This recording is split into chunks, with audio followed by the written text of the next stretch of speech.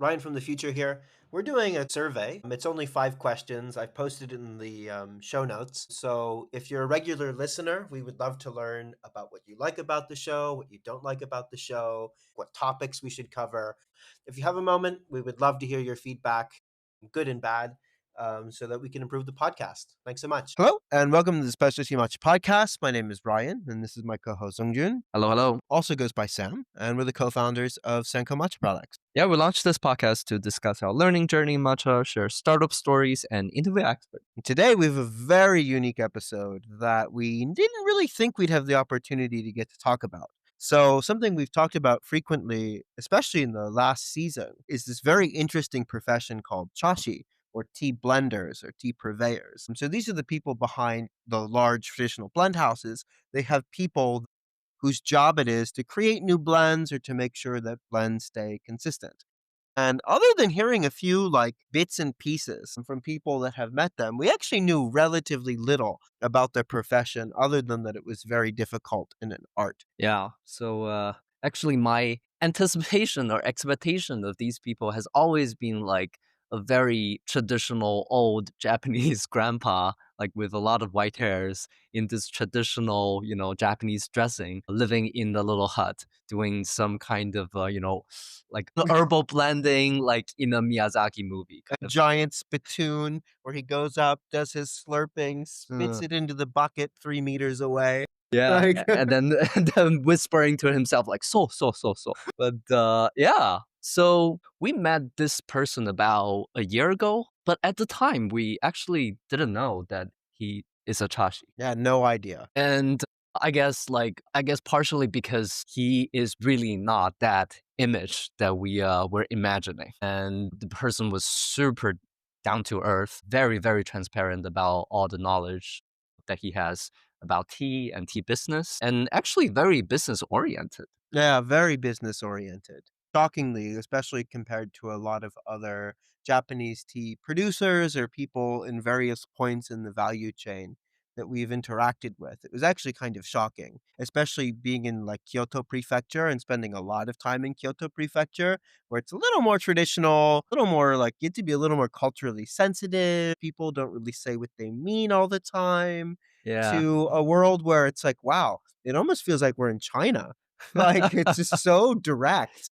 Very direct, very straightforward. And it was really until that we started asking about very deep questions related to tea blending, tea business, that he starts to give us some very, very in-depth and informative answers that I had the gut to ask him, are you a Chashi? And he said yes. And actually, he won the national award for Chashi. So he was the number one tea blending master in Japan 1 year. And he also happens to also be a tea farmer, and apparently is one of about 5 or 6, apparently, Mm, Chashis that are also tea farmers and have complete knowledge all the way from agriculture to the finished product, which is mm. apparently pretty uncommon. So the moment we learned that, the poor guy, we probably got bombarded with 100 questions from us over the course of lunch, and so he generously drove us to the airport. So we took full advantage of every second to learn as much as we could, because it's something that we've talked about on this podcast, especially last season, is that this profession within the tea community of these tea blenders and the work that they're doing is just so widely unknown. In other industries, you'll hear about master roaster, master blender at a coffee house. You'll hear about people who do this in chocolate to make sure that chocolate is tasting consistent or unique or different. And a huge history of this in wine, or even within the context of tea, it's also very common. All the products that people love, like English breakfast, Earl Grey, all of these types of teas are blended products. And there's people somewhere in the world cupping a whole lot of tea Mm. and making sure that this lot makes sense in this blend and creating new blends as well. So it's a really interesting profession, but in Japan, just like everything else, they kind of take it to a whole new level. So before we jump into this, Sam, why don't we talk a little bit about everything we knew about chashis before we had the opportunity to ask all these questions? Wow, very little actually. So they use a So dan system. yeah, but historically, Chashi is really a social class. in Japan Mm. that granted the privilege to use shaded cultivation for the gardens that they controlled. And historically, there were three types of chashi. Each was responsible historically for a specific segment of tencha manufacturing. And all the way served to the shogunate. So the border between those chashis kind of get fussed. Later on in the uh, Japan slowly entered into the Meiji Restoration, and actually there were chashis outside of the historical region that got the permission to also use shaded cultivation The later on. historical region, of course, being Uji, That's right. where That's right. during the majority of the Edo, it was the only place where you could legally have shaded cultivation of tea that could be then turned into matcha. Mm. So, but apparently there were other regions, probably stretching out into perhaps Wazuka, perhaps Uji Tawara, that as everything started to loosen up, saw some shaded cultivation. But we're having actually a lot of trouble proving that in any records or books that we've read. But but I guess there was this last class of Chashi as everything loosened up that helped, from what you've read, Sam. Yeah, that's right.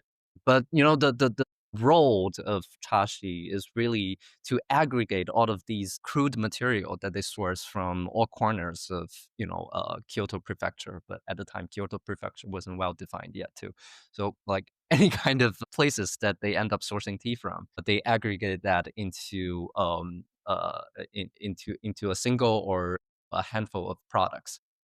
Um, Blended products. And the idea is that they taste the same year after year after year. I mean, tea is an agricultural product, and depending on the weather and how much fertilizer you applied and how many days it was shaded, have pretty significant taste variations. So their job is to make sure that like Hatsu Mukashi every year from their brand tastes like Hatsu Mukashi should. So something that David said, and I believe it was the last season of the podcast, David from Tizumi, the American matcha brand, is that a lot of these chashi's role historically was to understand both the agricultural practices that were going on in the cultivation and processing of matcha and tencha, but their job was also to have one foot in high society. All of these nobles and feudal lords and samurai that were consuming it. And they acted as this bridge or this conduit between farmers and people doing like agriculture and labor and the people who were consuming the tea in what can be described as very affluent settings, and creating products for them. So their role historically has been that, but it has also slowly yeah, changed as Japan has changed. yeah, but they still kind of still serve that role even to this day, like a very unique form, I would say, of client management. They're still responsible for creating special blends for different Yamamotos from different schools, and maintaining that uh, kind of a guanxi or relationship with all these very high class, quote unquote, high class buyers within Japan. So you will see a lot of these blends being kind of endorsed by different Yamamotos with different names. Frequently, they're actually the same product, but or they're slightly different depending on the Yamamoto's own preference. Yeah, it's very unclear, like, how much iteration is done on behalf of these Iamotos, whether or not they taste it and say, "Yep, tastes good.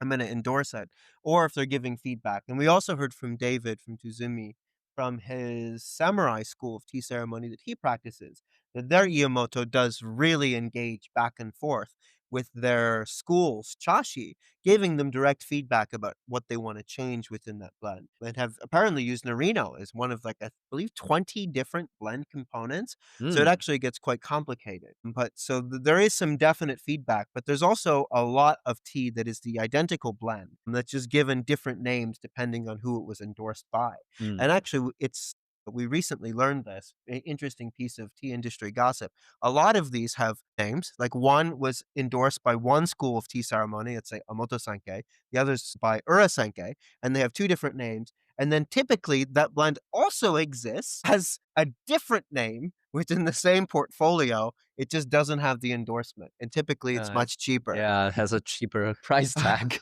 You are basically paying for the name, essentially. So you have to be in the know to understand what's going on with these poetic naming conventions. So We talked a lot this about before. If you haven't heard, we recorded an episode called Are Poetic Matcha Names Harmful?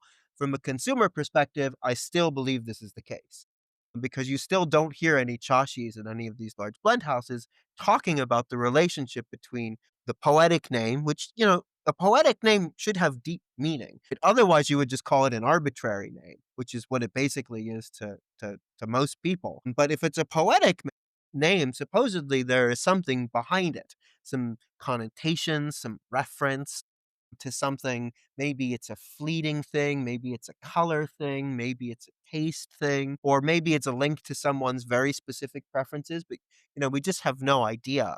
And people give it these random names, which is quite frustrating as a consumer if you're trying to learn anything. Well, from what I have been reading, from all of those names, I can read most of the kanjis if the names are in kanji. Sometimes they're not in kanji, actually. Very infrequently that these names has actually have any implication to the product itself. It's Hmm. usually implying like like a reference from the Tale of Genji or a reference from a ancient Japanese literature, and my suspicions is that these references are probably serve the purpose of kind of denoting a theme in a tea ceremony or a tea gathering for kind of attach a meaning to that. But like frequently, you would actually learn very little about the product itself based on the name. Yeah, it just doesn't say anything at all. So we've also learned, before we learned this, we have asked some people that have interacted with Japanese chashi,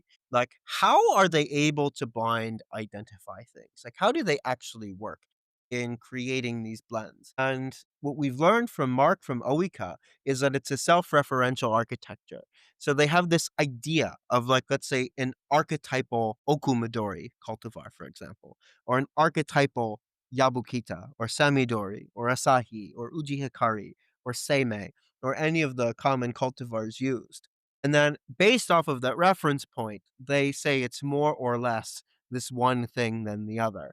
And then they kind of have that as like little drawers in their brain to store as references when they're evaluating new samples, and anchoring to those references to decide how much they'll bid at auction for a particular lot, or selecting a pre-contracted tencha that they're buying from farmers and then blending into different products. And then supposedly using this framework too to try to make a good, well tasting blend across the attributes that they care about. But it's still a little bit of a mystery, and probably a question that I should have asked is that how do they keep that flavor memory up to date?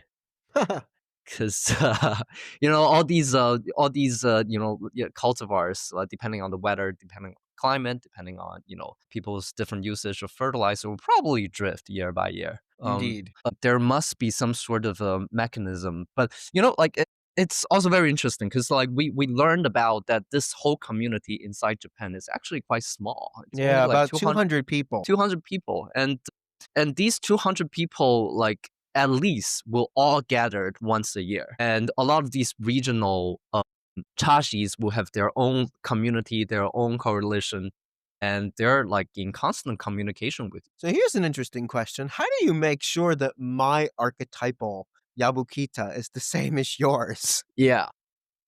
and across all of these other people? Or are Peop- they creating all like independent cousin systems? yeah, probably like impossible. It's like for even for their regional access of different teas must be like different too. There's probably less value that these chashi can extract from talking to another chashi that's from a faraway region. Maybe some blending techniques, but in terms of the tea itself, I don't know. I'll put a question mark on that. Yeah, I mean, it's really hard to say. And the other difficult thing is, like, Sam, if you and I wanted to become a Chashi, it would be almost impossible. And apparently, a lot of this is passed down from father to son, primarily. Yeah. Uh, or, like, their brother's a Chashi, they're a Chashi, their father's a Chashi. And part of the reason why it's almost impossible for anyone to come from the outside to learn this skill is one, I don't think there's, like, really a school where they teach this sort of thing, but also it's almost impossible to acquire the references, right? So, for example, we were just gifted another pair of fertilized and unfertilized tea from the same region, from the same producer, from the same harvest, processed on the same equipment. And unless you have that reference, like you're just not going to really understand what fertilizer does. And now you compound that across everything, the cultivars, the growing regions, the tencha processing steps in particular, like where and how heat treatment is applied, can have a Oh yeah. huge impact on taste, how long it's been aging for, how well the tea was fertilized, the way it was shaded, the way it was picked, how long it was shaded, all of these things, whether or not you were picking a little bit too early or a little bit too late from a cultivar standpoint.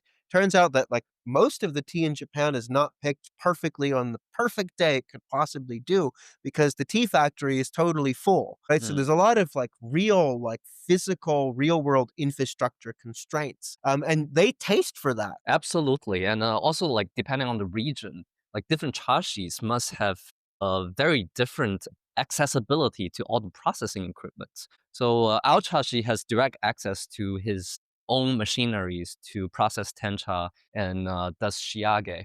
But for a lot of other chashis, they probably need to work with the existing mechanisms, whether it's a cooperative or a different factory or a different company to achieve a taste profile.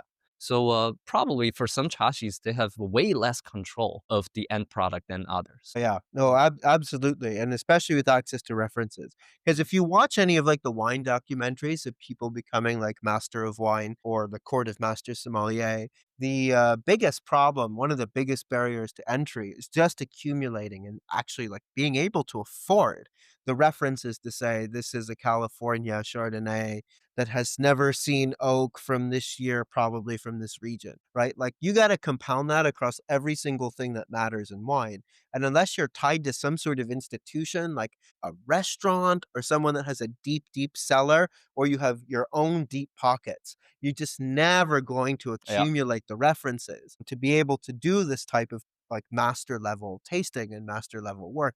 And that's just talking about identification. That has nothing to do with actually starting to blend things together and understanding the way flavor interacts. Not only the way flavor interacts as tencha when you blend it, but the way then the flavor is going to then be transformed into matcha. This is actually one of the most exciting things about our mill, Sanko Usu 1, that we just launched. A beta program for, which mills matcha to 5 microns. It has a cooling system, and even the shape of the matcha particles themselves are characteristic of an Ishiyusu. What's so awesome about this equipment is that the skill can now be, people now have access to this infrastructure that are outside Japan, and they can taste tencha and then immediately taste what it tastes like as matcha, which is so difficult right now because tencha is not even available. But even now, as every new mill we have out into the world is a potential new person who can learn this back-to-back transformation within the value creation and the physical creation of matcha, of what it tastes like from one step of processing to the next. That makes me so incredibly excited. Oh yeah, it really unlocks a lot of possibilities. I mean, essentially, like people can do their own blends theoretically. That's a part of a very important value creation segment that has been so abstracted away historically from anyone that's outside of the industry. Because like even to this date, building a milling facility, acquiring all of those mills to get you to create the products is incredibly expensive, even for people that lives inside of Japan, not to mention about people trying to import Ishiyusu to their own country. Absolutely. So, Sam, what were some of the things that? Oh, actually, I wanted to say one more point about things that we knew about Chashi, and to shout out Koto Tea Space. They have a fantastic YouTube video. It's about 45 minutes long, talking. I think the main topic was about like what is ceremonial grade matcha, and they were kind of deconstructing that marketing term. But they referenced a particular book that is written in Japanese, also talking about the work of Chashis way back in the day before cultivars even existed. So to give everyone a little context, almost now everything that is produced is some form of cultivar. And just like we have different grape varieties like Pinot Noir or Chardonnay, same exist within tea. And the reason that we do this, or the reason that the industry does this, one, it does create different tastes, but two, the tea is all within that cultivar is ready to be picked at the same time. So typically you have early cultivars, like normal cultivars, and late cultivars.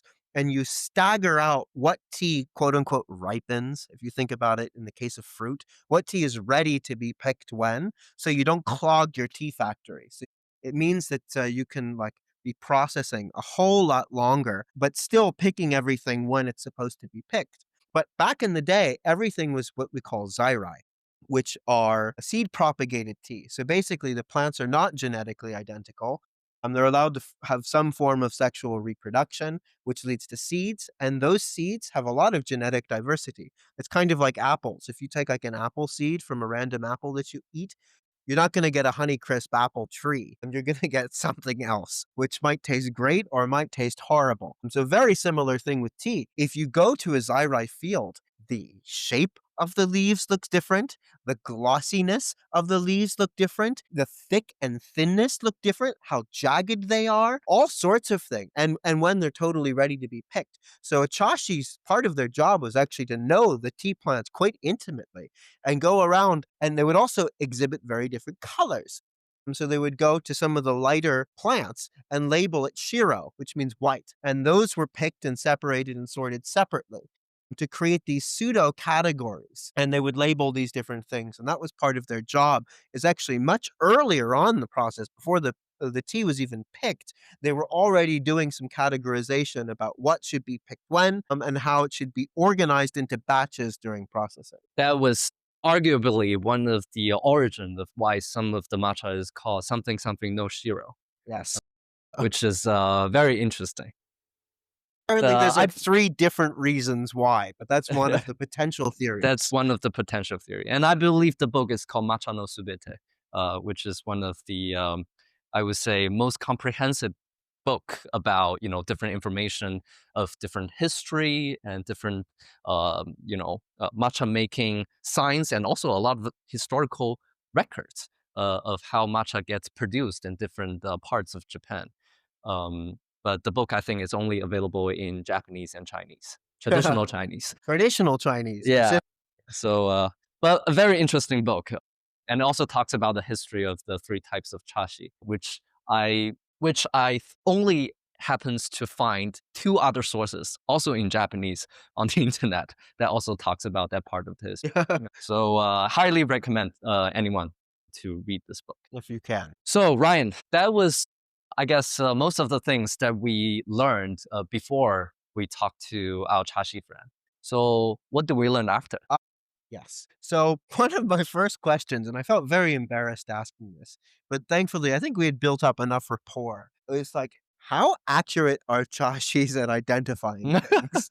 So like if they taste tencha, like how accurate is a normal chashi at saying, oh, this is from Wazuka, conventional agriculture, meaning there was fertilizer and pesticide usage, from Okumidori, etc., a cultivar. And he didn't fully answer the question, but I will give you what we have gotten is it's talked about in level of points. So this is the Chashi system uses something called the Dan system or like a belt system. Is it the like in karate? Yeah. They use a similar system for like kendo, like Japanese traditional fencing, and other art that has a ranking system. And apparently, the lowest level is one dan, and the highest level is having 10 level dan. So he said for level one dan, it's about a 50% accuracy in identification. That's as about accurate as flipping a coin. Well, actually, it's not. I mean, it's about accurate as like flipping a die, I think, Yeah, with yeah, multiple faces. It's a yeah. lot. I mean, there's a lot of different possibilities where tea comes from and Yeah. different cultivars. Hey, I would be happy with percent. Well, I mean the kind of the entry bar, the kind of is not as high as I anticipated. Surely it requires some practice and knowledge. Yes, indeed. And apparently level 2 is about 55% accuracy, so not a very large jump. But I guess it's pretty difficult to hit a very accurate score because there's just so little standardized training material for anyone to be able to kind of practice and gain knowledge with. And the variation of all these materials are so large year by year. Yeah, and apparently they source a lot of these material from the competition collectively. So, like, it's like a potluck. Like, everyone Yeah. brings a bunch of references, Um, which, was kind of an interesting point. After level 2, we have no idea, but we've heard from Mark from Oika that after about level 5, you basically commit to doing this for the rest of your life. But you can, like, just kind of put your foot in the door on earlier levels of Dan in Chashi. I mean, we also know that level 10 is very, very rare, and that they also hold a competition every year to see who is kind of number one. And it's very unclear if the competition has anything to do with the Dan system. Because mm. we've also heard there's like theoretical exams, but at what point and when and what it gives you access to is also a little unclear. Everyone seems to be very confused about how the system actually works.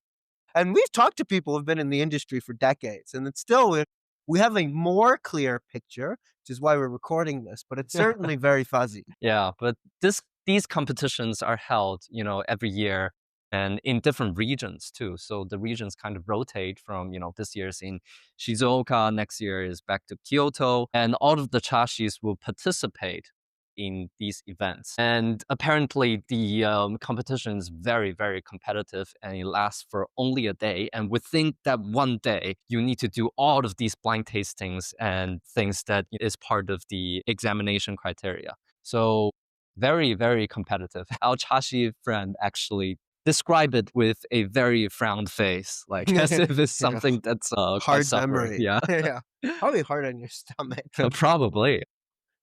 So one of my questions was, so right now we're like really learning about pesticide residue requirements for different countries, because if you source outside the standard group of producers and tea farmers within Japan that have experience exporting tea abroad. So if you want to expand that circle to people that have more supply, but in exchange they have less, the reason they have more supply is because they have less experience exporting anything from their stocks. My thought was, "Oh, wow. I wonder," because we know within tea blending, you need to maintain flavor, you need to maintain color, and you need to maintain cost. And all 3 of these things are like the things that you're optimizing around every year when you're creating these different blends. But then I thought, "Oh, whoa, you also need to maintain compliance for pesticide residue," Mm. because what's allowed to enter, let's say, like a very low compliance country like Thailand versus a very high compliance region like the European Union, I wonder, like, these stocks must be differently available. And I wonder if you can take some very like medium level pesticide tea, mix it with a bunch of organic tea, and get it to fall just below the threshold requirement. So I asked that in a much more simple way. And they said, no, that actually this is really not part of Achashi's job. They do not focus much on at all pesticides or any form of compliance beyond knowing that the components they're working with already are compliant or not. Yeah, I mean the gain of that is probably very low because, like, for places like EU, for a lot of these criterias, it's like absolute zero. Like you cannot have anything related to certain items on the examination sheet. So yeah, I don't know. And also for like accessibility on testing equipments, doing tea testing and all these chemical residual testing is very, very cumbersome and expensive, so it's probably not worth the gain of trying to do a compliance blending of sneak some of the non-compliance things underneath the table. Yeah. It's actually very unfortunate how expensive this is because, unless you're doing very large volumes, it literally doesn't make any sense economically to do any form of pesticide residual testing. Um, Apparently the threshold is at least 1 to 2 kg of yeah, tea sacrifice a sacrifice. lot.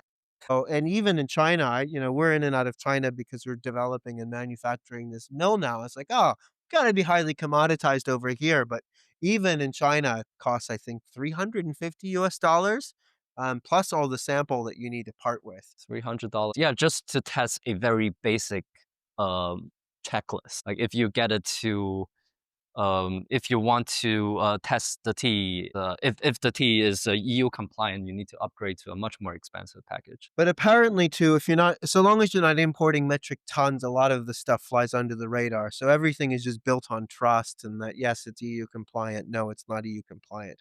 And we've also heard from some people, not this Chashi, but from someone else, that a lot of producers will just blend together a bunch of material that they're importing and then send that off for pesticide residue testing to make sure that the average is within compliance. If they got Mm, mm, audited, it wouldn't pass, but mm, at least they can have some peace of mind that there isn't like, something really horrific in that tea. We also asked about color, and my specific question was like, what is your vocabulary to talk about the color of matcha? And then he used two different descriptors. One is brilliant green, and then I clarified, like samidori, like a very light color cultivar. He said yes, exactly, and then he said deep green, which is, and I used okumadori as a clarification. And he said yes, like mm. okumadori. Oku actually just means like deep or profound in Japanese language, and sai like it means like bright or like very sharp.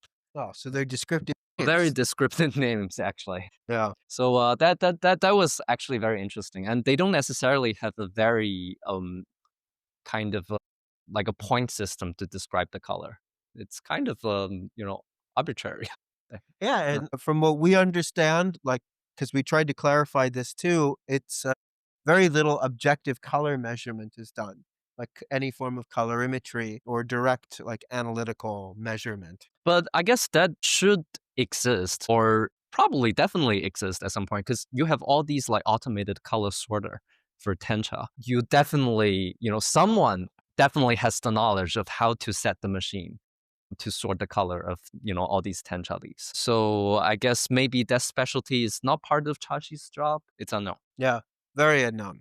Technically, I guess they would help maybe oversee parts of Shiage, or maybe it's very context dependent whether or not they have any control over the Shiage processing. But we don't know.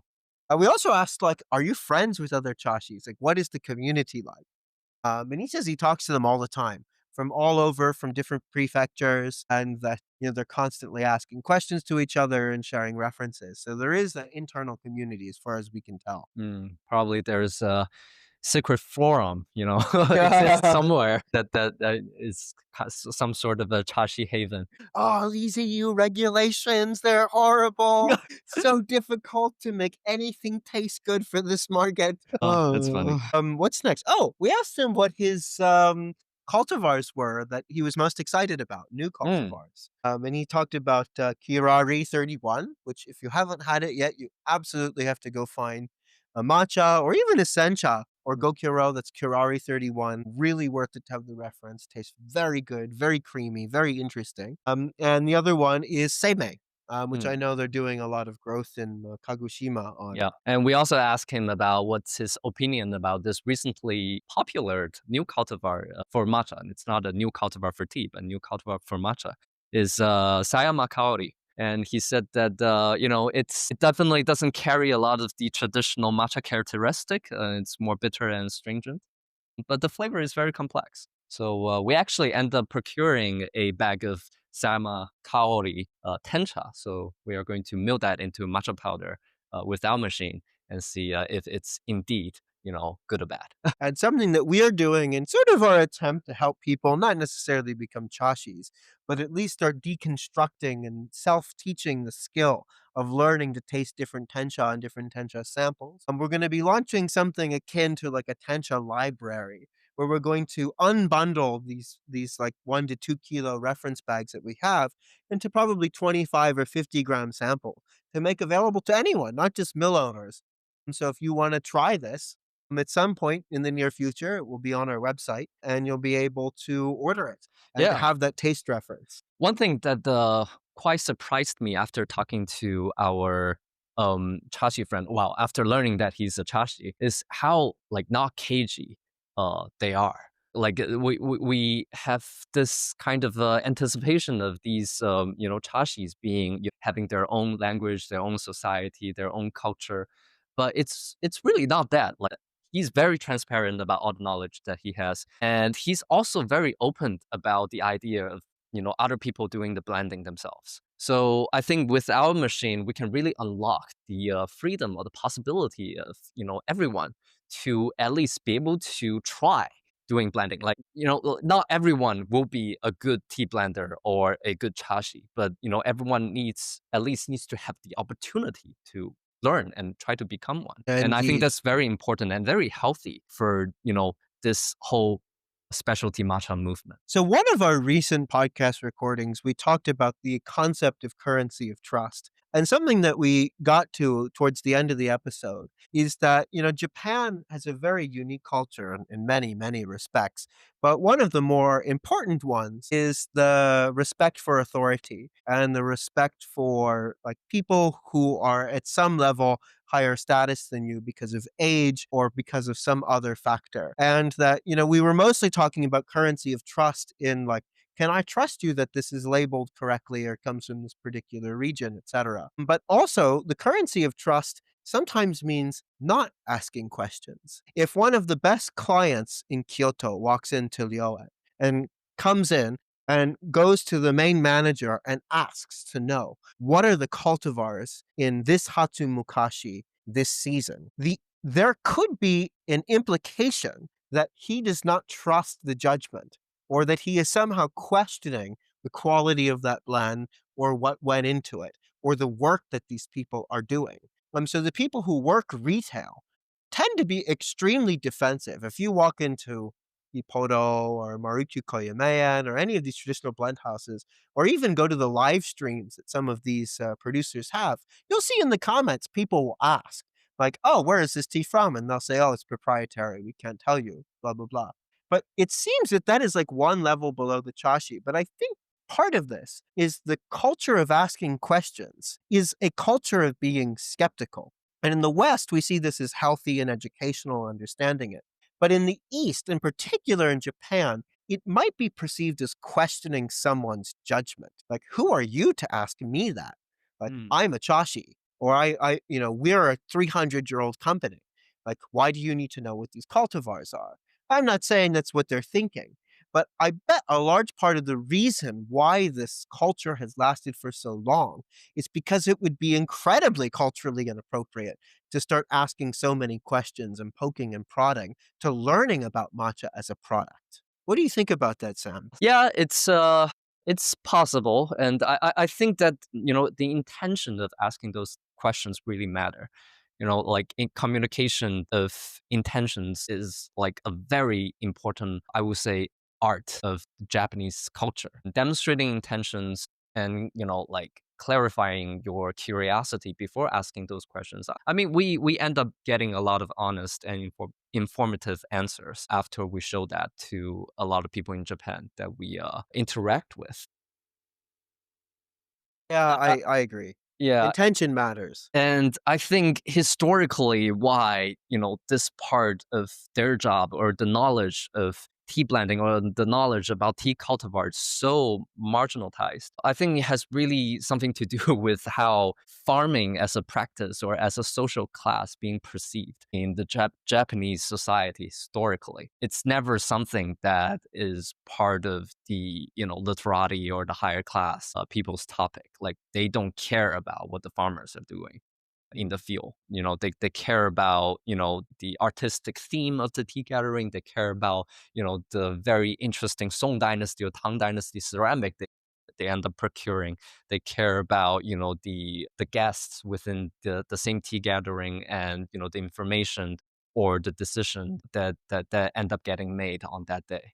So they probably don't necessarily care about if this tea is being made of a very specific cultivation farming method that the farmers are doing. Yeah, I certainly agree. And I think maybe that just most Japanese consumers just don't care. And in general, and it wasn't until recently that more foreigners got interested in matcha. And when you come in as a foreigner and you start bombarding these salespeople or retail people or people that you're trying to source from with all of the questions, Mm. sometimes intention is incredibly difficult to communicate. And it can feel like you're questioning someone's judgment or trying to Yeah. replicate a blend or who knows what. Yeah, because like I feel like there's I would say a misalignment of a lot of criteria that people care about in terms of if there are like a quality indicator. Like the idea of something being single origin, the idea of something being truly, truly like local, like this is tea from Uji, not just Uji tea. I think it's like a very new thing, a new concept, a new thing that people care about, and a new thing that people perceive as a quality indicator. Like historically, people who makes matcha in Japan do not care about all these things. And the consumers do not care about it. Like it's really like all of these concepts, I would say probably is largely driven by people that lays outside of Japan. Like all of these single origin, single cultivar, this tawad concept came from wine, came from coffee.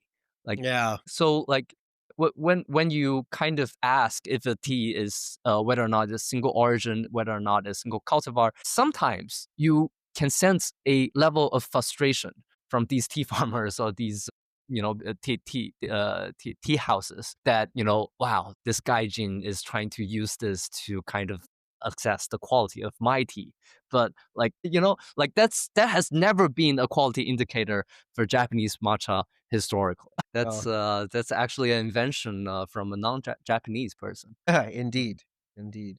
So actually, I have a very good segue off of this, Sam, is that, something that we're gonna talk about more and more in season 4 is that Uji cha, Uji matcha does not come from Uji. At least most of it does not. Even though Uji is the historic growing region and, like, during the Edo period, for example, there were the only people who were really given the license to do shaded cultivation at all. But anything that comes from Nara, Shige, or Mie prefectures in Kyoto prefecture can be called uji matcha. And so long as the shiage processing is done in anywhere in Kyoto prefecture, it is allowed to fall under the uji matcha trademark. I apologize for all those words, but this is actually indeed very complicated when you try to work backwards.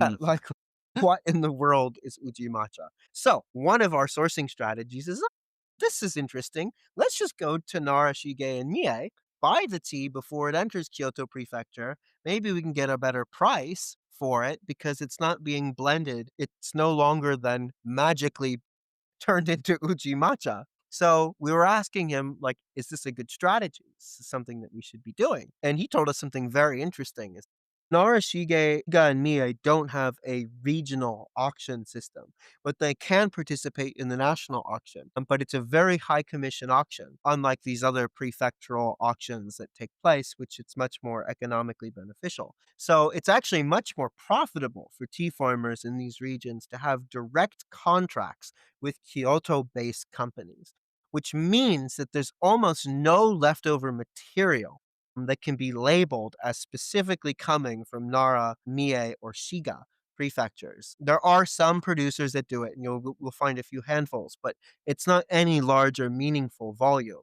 It literally all just gets turned into uji matcha because it gets sold to the Kyoto companies, wholesalers. So there's a lot of actual structural barriers here, but there's a very interesting piece of industry gossip that it is basically nearly impossible to source tencha at any meaningful volume from those prefectures. Yeah. Ryan, you said something very memorable as we were walking in the city of Uji. Is that you said that this is the place produced the world's matcha and none of it. Produce all of the world's Uji matcha and almost none of it. On Uji Main Street, there's only on the direct Main Street. Only two of the stalls are from actual tea farmers that actually grow things that are actually grown within Uji. So the rest of it, who knows? Big roll Yeah. of the dice. And then, of course, slightly off the street, you have Horishi Shimeyan. And of course, they're local as well. Mm. So within Uji City, there are others, but on the main street, there's just those two, Yeah. which is actually a really sad story. Very sad. And we also learned from a Uji tea farmer, segued from, the topic of, the conversation with our Chashi friend. But there's no auction system within Uji. So all of these Uji tea, whether or not it's truly from Uji or from all of the other, cities and areas surrounding Uji, is that they also get contracted away to all of these large tea shops or tea brands. Well, not even contracted.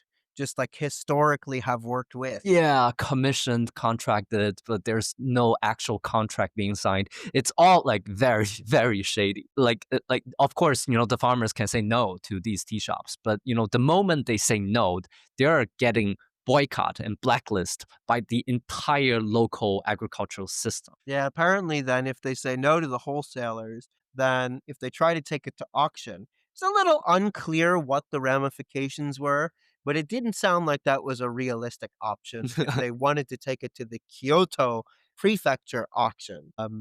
Because this year there were some very strange dynamics where because the wholesalers, which largely consist of these chashi, set the price for that material. A lot of it's hand-picked Tazumi tea from Uji City proper um, was selling for less than machine cut Wazuka tea, um, which That is can go through the local auction yeah, that system. goes through the auction system Mm. because it's a little bit more of a free market, and people can buy it for what it's worth. Yeah, but the defense of the reason why this system exists is that historically, especially when matcha was largely being ignored by the society and was a indeed dying art in the past, it was all these tea companies who consistently paying all these There's farmers, a lifeline. yeah, to get them to survive to these days. And still to this day into the future, like if the whole market slumps and it gets so small, they will have a buyer. Even though we're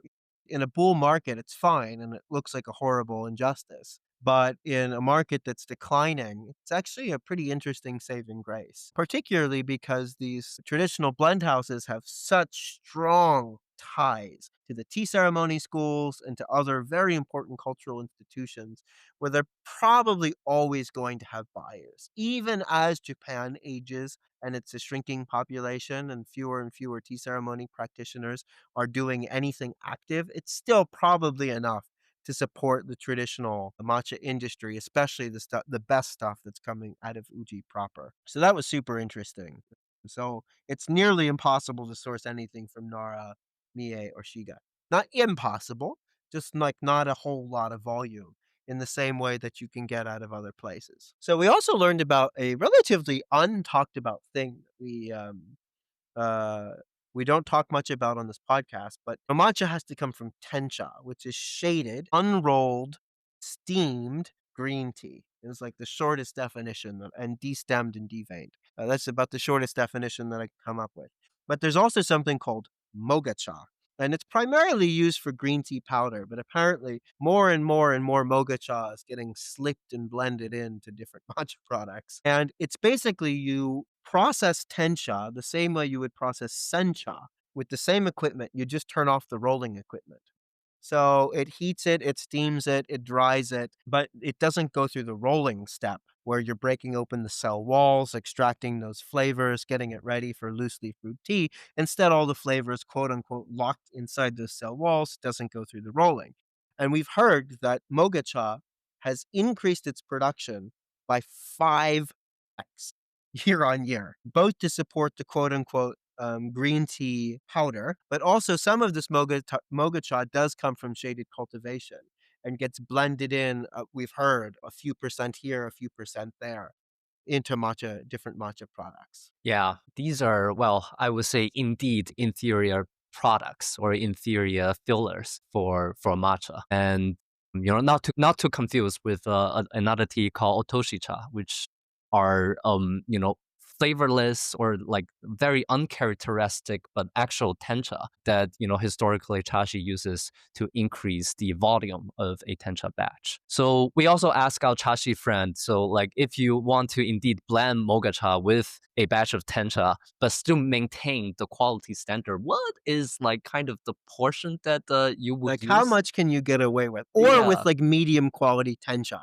Like, say you have some like very normal tencha and some really good ones. Like, what's the threshold? Yeah, so apparently 30% mogacha, 70% like good tencha is something that they would consider as safe. Yeah. 30/70 or like mediocre tencha, Yeah. and 70% good, which is actually way less than I thought. Does like it can produce a lot more volume, but I actually would have assumed something closer to 50-50. Mm. But it doesn't seem to be the case. So we actually end up being given a bag of mogacha from a unnamed donor of such interesting sample, and we are going to melt it and see how exactly Well, the it looks and smells good. it does. Doesn't look like tencha, but it's very dark. The leaves are slightly folded over on each other. Yeah, It's very choppy, but it smells good and it looks good. yeah, yeah. It's actually not as veiny as I expect. It looks totally millable on an Ishiyusu. It's not so woody or full of stems or Mm, mm, veins. So it's actually very promising. very promising. We'll 'Cause it's see. much easier because, if you don't have access to a tencha processing facility, you can make this stuff on a sencha processing facility, which really decreases the amount of infrastructure and speed and timing that you need to help fulfill this boom, because if it tastes good, honestly, who cares? Especially in, like, most consumption scenarios. No, Ryan, it's not true matcha. Yeah. Well, it's a gray area, kind of. But a lot of quote unquote matcha, even we've heard from the traditional players, they use a lot of mogacha as filler. Yeah. Um, Well, honestly, like from a color and smell standpoint, it's better than most of the tencha that we saw in China. Like those tea were actually, like even Japanese cultivars and being processed by Japanese machine. But honestly, this mocha looks very promising. but, Mm, we need to taste it yep. before we make any real judgments. Something that I asked about too is steaming time, because you hear that like part of the art and the science of making Mm, tencha production, steaming is so important. And like the idea of like a deep steamed or fukumushi tencha, no one really talks about it. I mean, apparently, like it's really you have seconds, like a single second can like change the optimization, that and the flavor transformation in that leaf. And I asked, like, does anyone do deep? Does anyone like do deep steaming? Or like slightly more than deep steaming, and what happens to the taste? And he said that the taste actually improves to some extent, but it destroys the color. It turns yellow and brown, and you don't get that bright green. And he also says that it destroys a lot of like inherent characteristics, yeah, the complexity of the leaf. like the flavors of a Uji Hikari or an Asahi will kind of all be mellowed out. It's like over roasting coffee, right? It Mm, just all starts to taste like roasted coffee after a while. Apparently, same thing with deep steam tea to some extent. But he also told us that yame in general does steam slightly longer and give it a lighter toast. And actually, it's pretty interesting. Abby, the matcha scientist, did some colorimetry on a bunch of Uji samples and a bunch of yame samples and quantifiably was able to conclude that the Yame samples are much less green. mm, And this is part of the reason why, but it actually doesn't mean that they're lower quality. This quality thing with color is very complicated because it can be driven by the cultivar, because some colors are naturally lighter and darker than others, like brilliant green versus deep green, how long it was steamed for, any type of roasty, toasty step that it went through, how old the tea was after it was milled. I mean, even the water temperature that you can prepare it with can change the color. There's a lot of mm. factors. Yeah, and also how fine the powder gets milk. Oh, that too. Yeah. Yeah, it's very interesting. And honestly, like if it doesn't impact the taste of the matcha, like I would much rather have a better tasting matcha Oh, no versus a doubt. greener matcha. Absolutely. So we have two more points before we conclude this. Actually, this ended up being quite a long episode, much longer than we were anticipating. But we asked him about what he thinks of this matcha boom. And the word that he used was nervous, which was a bit of an unexpected answer and an expected answer at the same time. It's better than the other answer that we got. Scared. Like, scary. So yeah, I don't know. Like from a business standpoint, you can definitely sense that there's some level of excitement coming from him. Yeah.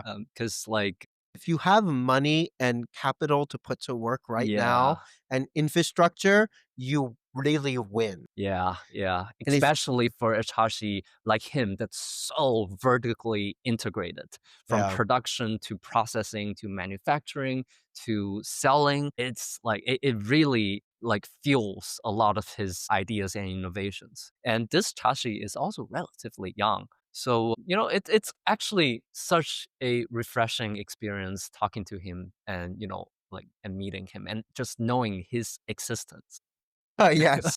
It actually makes us not nervous. It makes us extremely optimistic. Yes. Wow, finally. So not only can we learn, but we can start understanding why to a lot of the questions we've had for a long time.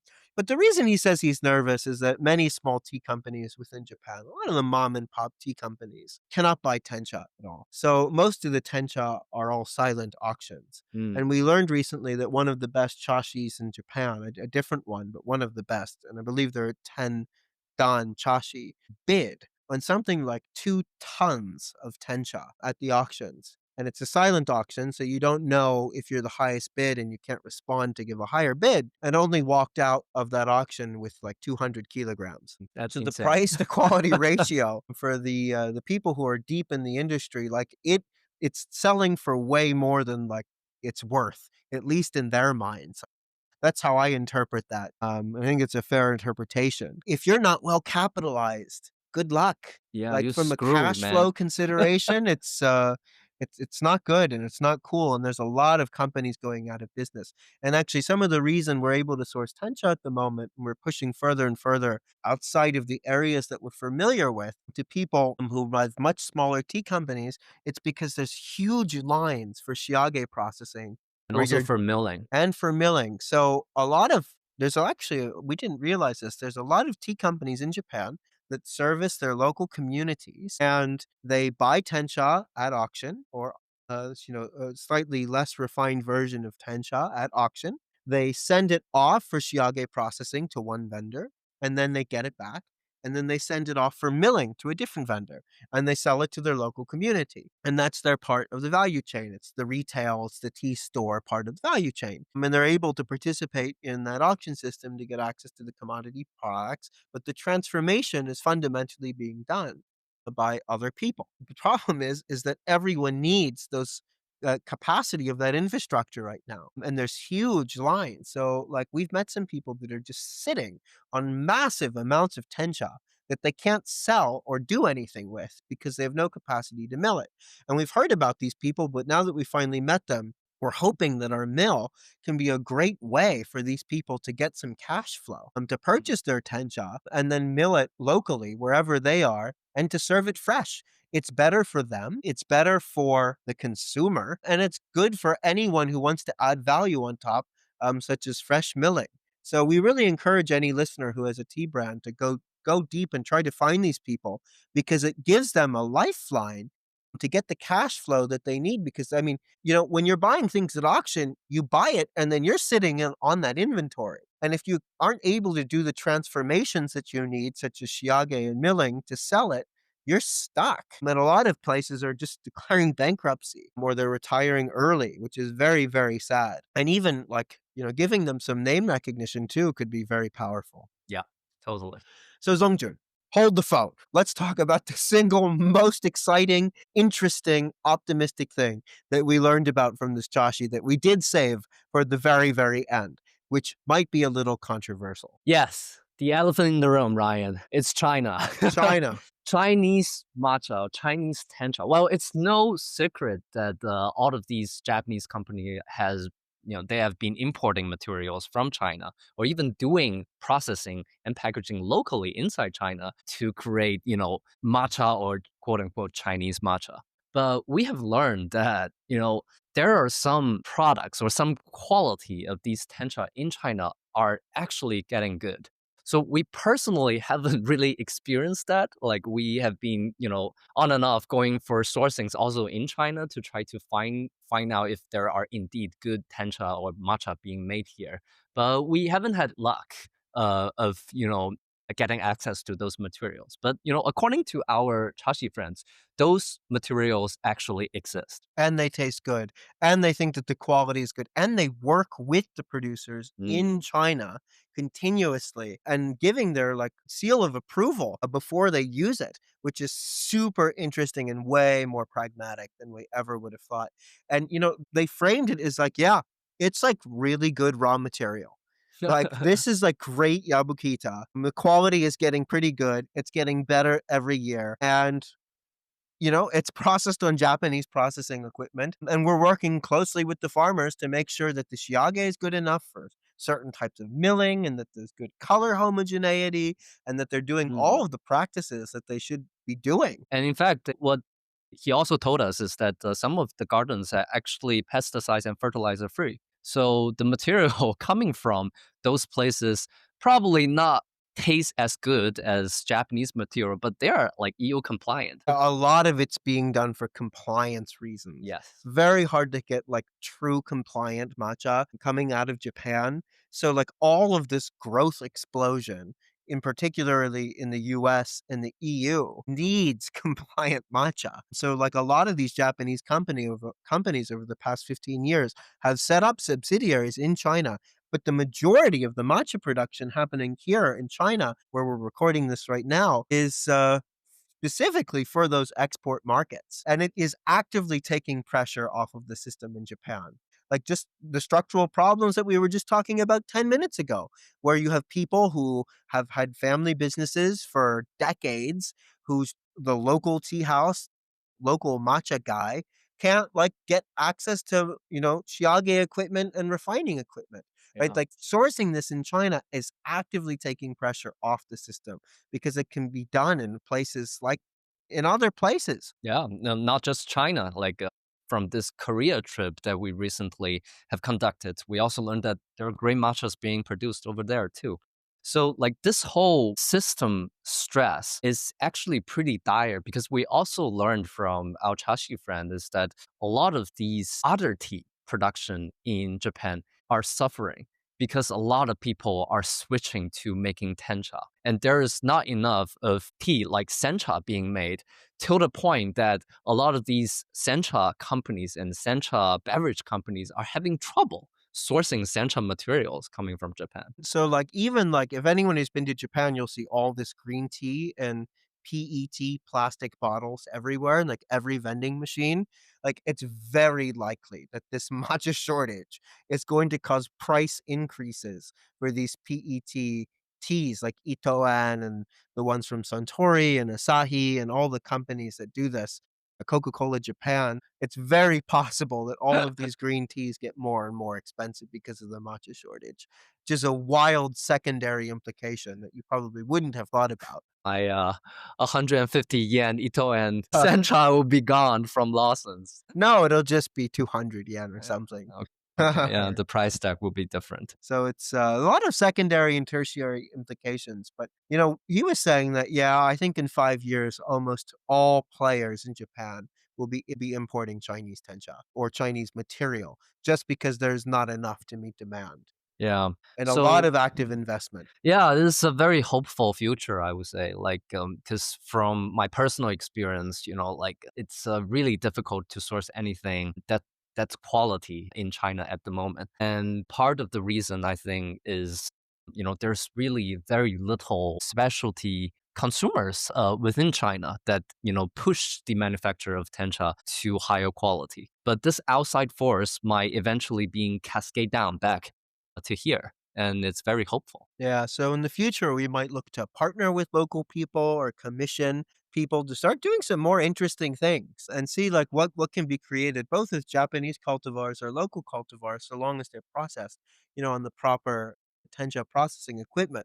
There's nothing wrong with doing this in other places. It really actually all comes down to intention. Because what I think people are fearful of is that people take like this random green tea grown in Korea or China or even places like India or Sri Lanka and or Thailand and trying to pass it off as matcha. Or like trying to blend it into Japanese material and call it Japanese matcha. But like if that's not your intention, who cares? Like whether or not we call it matcha, I don't like personally I don't really have a stake in this battle, but wouldn't it be cool to see shaded cultivation into something that you could turn into a powder that can be whisked, is delicious, that is basically matcha that, comes from these other places. Yeah, I think transparency is very important on this topic. Like people, I think the stigma really comes from people trying to hide the origin of all these materials. Or it's adulteration. Yeah. So, like in the future, we are definitely going to label the origin of everything. that we are going to feature. And I think that's like essentially very beneficial. Like who I would personally want to learn the flavor difference coming from all the different Wouldn't you like like to learn a Yabukita from Shizuoka versus Wazuka in Kyoto Prefecture versus Jeju Island versus Zhejiang Zhejiang in China? Like versus Darjeeling. talk about, like, super cool to understand the expressions that that cultivar can give you, right? You'll probably start to learn more than the Chashis. Who are who aren't importing all of this material, and they really lead to some very unique and interesting expressions. Some of the yabukita that we had from Jeju really taste nothing like we've had in Japan, and Oh yeah. specifically not in an umami bomb type way. And honestly tastes pretty good. It's like not bitter, very low bitterness, some astringency, very, very interesting floral notes that I have never experienced in, Yapakita being grown in Japan. Yeah. So the future is bright when it comes to this sort of thing, and I cannot tell you and express how happy I was to hear how pragmatic both he was and other people we're talking to about the ability of other places, other country to contributing to the supply so that this matcha boom doesn't turn into a matcha bust because it gets way, way, way too expensive for the same thing. Quality's not increasing, price is increasing. You're going to have churn of consumers, and then you have a dead and dying industry that's literally turning stale because nothing is changing about the products other than the price, which is not a future that anyone wants to see. So I think it's incredibly value accretive for everybody. It makes us very, very optimistic. Yeah, like specialty this whole specialty movement is really a discovery journey of people doing interesting things. And I think it's very healthy to give everyone the liberty of making things that, has good intention. Absolutely. Mm. And make things that are delicious, which really is the most important thing at the end of the day, right? Yeah, It's the hedonic delish pleasure you get from this thing. Yeah, delicious will be a very good outcome. But all these innovations and experiments might lead to different, degrees of expression based on, the tomato. But let's accept and embrace the possibility of all of these, experiments or new developments or innovations. And there's gonna be a lot of crap. There's gonna be a lot of failure. Perhaps the first Chinese matcha that you drink is horrible, right? That's okay. That is not representative of what's going on in the entire country. Yeah. I mean, you could easily buy a random matcha powder from Japan and have the same experience. But I think what would be a step forward is that the first Chinese matcha that you drink, whether or not it tastes good or bad, has the label of China or Zhejiang or a specific region with the cultivar on it. It's not something that's Uji matcha, quote unquote, China. Which, to add to the Uji drama for some foresight, the Uji matcha trademark also exists within China that is owned by Japanese, which can be licensed out locally. So you can technically have Uji matcha in mainland Chinese market sold as Uji matcha and or exported as Uji matcha because the trademark allows for it, at least domestically within mainland China. Yeah. It's a lot of shenanigans, really pinning down and understanding the complications of what in the world is uji matcha. You think it's a simple question. It's not. It's much more complicated than like what is ceremonial grade, which is, there's one sentence, meaningless, but actually a little more complicated. It shows some form of intention. But uji matcha, it really just shows a lot of money to be made. It's like the deeper you dig into that story, not Well, as pure as you might think, despite what's the good marketing and framing that a lot of people try to put around mm, it. but well, tea actually coming from Uji is, like incredible, but very hard to find too. Yes, if you can find actual Uji grown Mm. matcha. And it's not even to like to hate on the other regions that participate in tea that gets labeled as Uji matcha, right? Yeah. Like the best case Yeah. interpretation is that it's a style of processing. But this is really a concept that we want to break in the It's future. just so L- dumb. You It's don't learn anything from calling it it, that. it's really dumb, and also Uh, like honestly, there could be and there will be there, and I really hope there will be like other Wujis in the future popping up in other regions. Right. And this is really a concept or a mentality that we want to break in the future. There could be literally like 5 or 10 or 15 Uji-worthy regions, fantastic producers doing interesting things Absolutely. in Kyoto, Nara, etc. Or even outside of Japan. Like we right now kind of seeing Yame gaining the new kind of like a high quality production status. But it's totally possible that all these other terroirs in different corners of the world can produce very high quality, very tasty matcha. Absolutely. But this whole current system is not setting up in that way to allow this to happen.